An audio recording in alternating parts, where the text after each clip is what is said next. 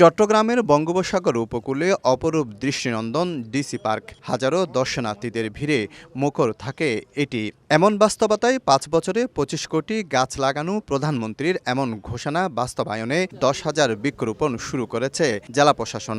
শনিবার দুপুরে ফজলাহাট ডিসি পার্কে এটির উদ্বোধন করেন জেলা প্রশাসক। দর্শনার্থীদের সুস্বাস্থ্য ও পরিবেশ সুরক্ষায় এই উদ্যোগ। বাংলাদেশ সরকারের মাননীয় প্রধানমন্ত্রী একটা ঘোষণা করেছেন যে ৫ বছরে যে ২৫ কোটি বৃক্ষরোপণ করা হবে সারা বাংলাদেশে।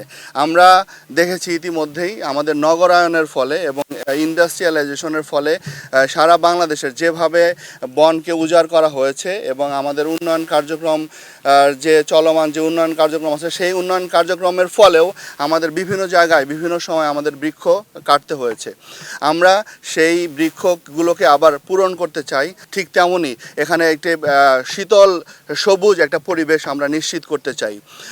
সেই লক্ষ্যেই আমরা ১ মাসের মধ্যে এই ডিসি পার্কে আমরা ১০,০০০ গাছ আমরা রোপণ করব। লাঠি দিতে হবে, তারপরে সপ্তাহ সপ্তাহ পানি দিতে হবে, ১ সপ্তাহ ২ সপ্তাহ পানি দিলে গাছ গোড়ায় ধরলে গাছ বড় হয়ে যাবে। সার, গোবর, এই মাটি এগুলা মিক্স করে আগে ওগুলা মিক্স করে ফেলতে হবে। তারপর একটু করে দিয়ে ওগুলা গাছ লাগাই দিয়ে ওগুলা ভরে দিয়ে আবার আলগা মাটি দিয়ে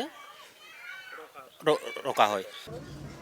বনজ, ফলদ ও ভেষজ সহ প্রায় ৫৪ প্রজাতির গাছ লাগানো হচ্ছে পার্কের চারিদিকে ও আশেপাশে। এমন উদ্যোগকে স্বাগত জানান দর্শনার্থীরা। গাছ হচ্ছে মানুষের একটা অমূল্য সম্পদ।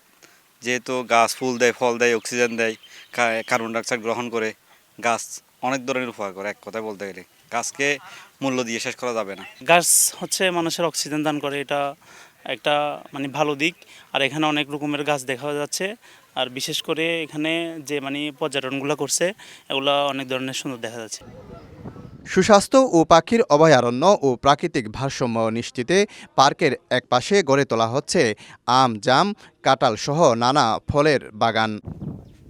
শফিকুল আলম, সময় সংবাদ, চট্টগ্রাম।